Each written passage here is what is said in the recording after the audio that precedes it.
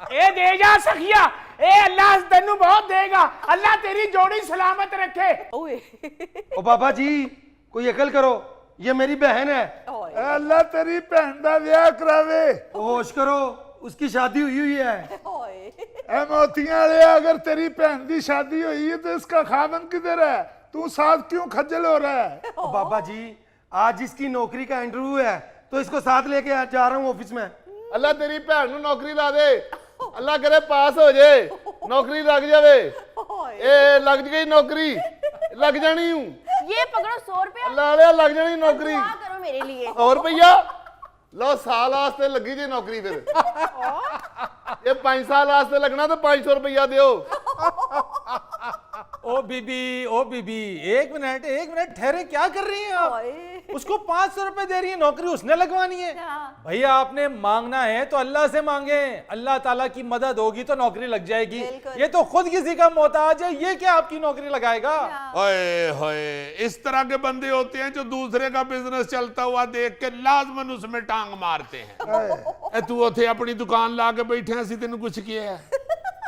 वो बच्चा अगर मंग रहा तो उन्होंने मंगने दे, तेनू की है? ये 500 लैके पुत्र 200 विचों इनू दे देवी। ओ भाई वो कंपनी का HR डायरेक्टर है जो नौकरी देगा उसे। HR को भी हमने भी लगाया था, उसने 1000 रुपया दिया था। नाज़रीन यहाँ लेते हैं एक छोटी सी ब्रेक। जी फरीद साहब, वो चूंकि अब यहाँ पे तो लूतियां लगाने की इजाजत नहीं है, ओए तो मैंने फिर सोचा कि चले रोटियां लगा लेते हैं।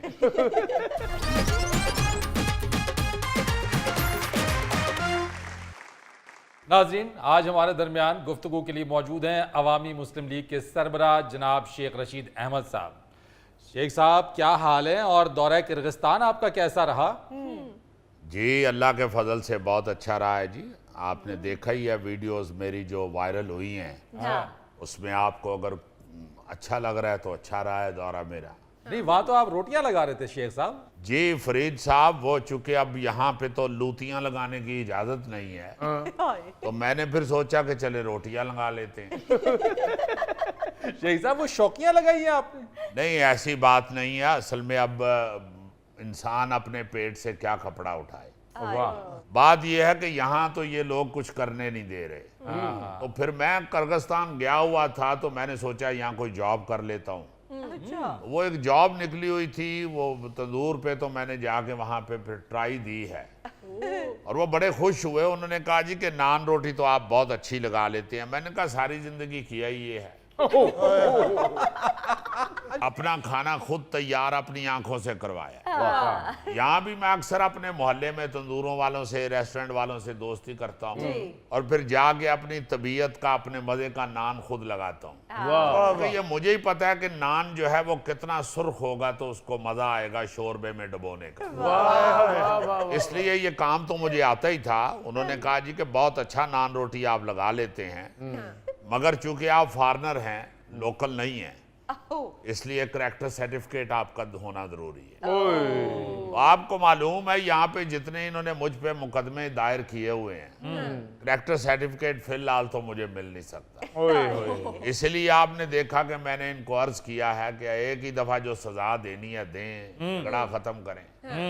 ये रोजाना की किल जो है ये कितनी देर तक मैं बर्दाश्त करूंगा? बहुत अच्छे। जितने मुकदमात इन्होंने मुझ पे किए हुए हैं वो भुगताएं, ठीक है सजा मिलती है, भुगत लेंगे, कोई ऐसी बात नहीं।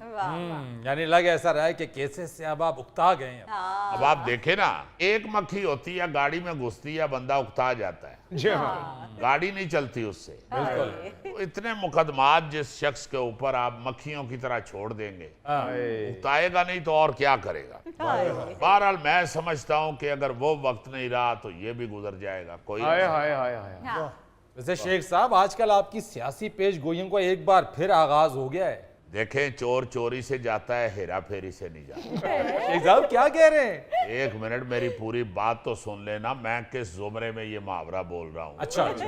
सारी जिंदगी सियासत की है और पेशीन गोइयां की हैं और अल्लाह के फजल से पूरी हुई हैं। वाह जी वाह। अब इस तरह का जो सियासी नजूमी है वो फारग भी नहीं बैठ सकता, तो इसलिए अब हल्की फुल्की ये बशीन गोइयां करनी शुरू की हैं। और जो बात मैंने की है फरीद साहब, ये याद रखिएगा, जून का महीना सियासत के लिए बड़ा अहम है। अच्छा, जी हाँ, सियासी जुडो कराटे अपने अरूज पे होंगे। ओ तो सर ये भी बता दें कि किस किस के जूडो कराटे होंगे? तेरे ते जैकी चंदे होंगे।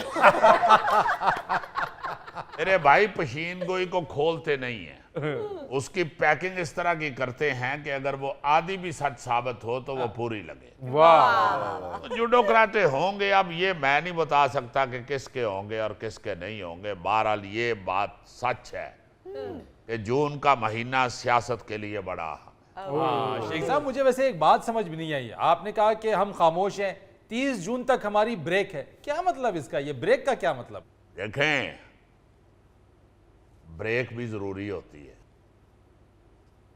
और कभी कभी ब्रेक लेनी चाहिए। ले लूं मैं फिर एक ब्रेक?